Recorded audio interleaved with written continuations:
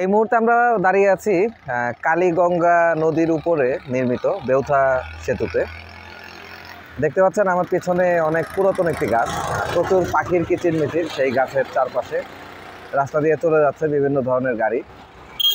আমরা যদিও মূল উদ্দেশ্য নিয়ে এসেছিলাম অন্য কোথাও যাওয়ার, তারপর আমাদের ফ্রাইডে স্পেশাল এপিসোডে আমরা আজকে দেরি করে ফেলাই, আমাদের যেতে হবে সম্ভবত বেউথা জমিদার বাড়ির দিকে। আর সেই উদ্দেশ্যেই আমরা এখন রওনা দেব।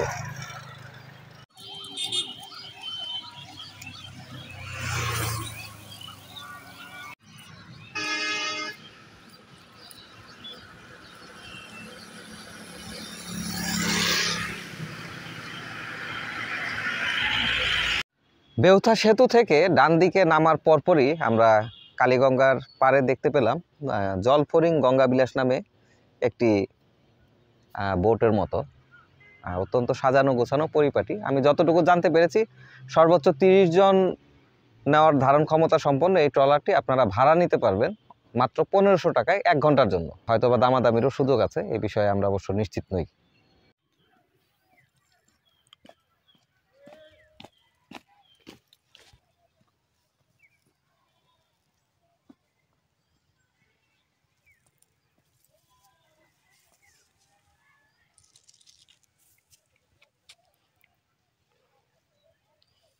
আমরা কালীগঙ্গা নদী একবার পার হয়েছি সেতুর মাধ্যমে, আর ঘুরে ফিরে আবারও সেই নদী আমাদের পার হতে হবে আরও একবার।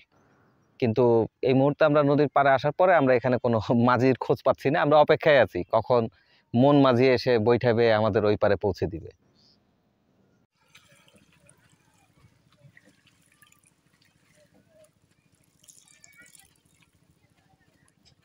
অবশেষে মাঝি না পাওয়ার কারণে আমরা নিজেরাই নৌকা দিয়ে পার হয়ে চলে আসলাম। অবশ্যই এলাকার কোনো একজন মুরব্বীর অনুমতি আমরা নিয়ে নিয়েছি। আর পার হওয়ার পরে আমরা অবশ্য মাঝিকে পেয়ে গিয়েছি। আর যে মাঝি ছিলেন উনি আবার নৌকাও নিয়ে গেলে প্লাস আমাদের থেকে ভাড়াও নিয়ে নিয়েছেন, যদিও আমরাই চালালাম কষ্ট করে। বেতুলিয়া আমরা জানতে পারি বেতুলিয়া জমিদার বাড়ি বলতে একটি জমিদার বাড়ি আছে। আর সেই জমিদার বাড়ির ইতিহাস সম্পর্কে আমরা এখনো কিছুই জানি না। সেখানে যাওয়ার উদ্দেশ্যে রওনা দেওয়ার পথে আমরা পৌঁছে গিয়েছি যে জায়গায়, সেই জায়গার নাম হচ্ছে বড় সুরন্ডি। এখানে অত্যন্ত চমৎকার রাস্তাটি দেখতে পাচ্ছেন, আর সেই সঙ্গে চারপাশের প্রাকৃতিক পরিবেশ অত্যন্ত মনোরম, চমৎকার চাষের জমি আমরা দেখতে পাচ্ছি। অবশেষে আমরা আমাদের কাঙ্ক্ষিত জমিদার বাড়িটিতে পৌঁছে গিয়েছি। আপনারা দেখতে পাচ্ছেন জমিদার বাড়িটি আকৃতিতে বেশ বড়, অনেকটুকু জায়গা জুড়েই রয়েছে জমিদার বাড়ির অবস্থান। জমিদার বাড়ির ঠিক ডান পাশে আমরা দেখতে পাচ্ছি কিছু অংশের দেয়াল খসে পড়েছে কিংবা ভেঙে নেওয়া হয়েছে। সেখান দিয়ে আমরা ভিতরের অবস্থান দেখার চেষ্টা করব।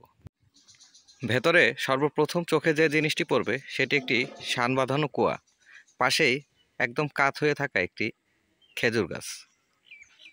এই হচ্ছে সেই মূল জমিদার বাড়ির ভেতরের অংশ। পর্যাপ্ত তথ্যের অভাবে বেতিলা জমিদার বাড়ির ইতিহাস সম্পর্কে তেমন কিছুই জানা যায় না। এখানে বেতিলা খাল ব্যবহার করে একসময় নিরাপদ নৌরাস্তা হিসাবে বিভিন্ন ধরনের বড় বড় বজরা এবং নৌযান চলাফেরা করত। লোককথার মাধ্যমে এতটুকু জানা যায় জ্যোতিবাবু নামে কোনো একজন বণিক এই বাড়িটি করেছিলেন। জমিদার বাড়ির নির্মাণশৈলী এবং কারুকাজ দেখে ধারণা করা যায় যে জমিদার বাড়িটি সম্ভবত 3 থেকে 400 বছরের পুরানো হওয়ার সম্ভাবনা সবচাইতে বেশি। অত্যন্ত মনোরম বেশ কিছু কারুকার্য পুরো বাড়ি জুড়েই দেখা যাচ্ছে।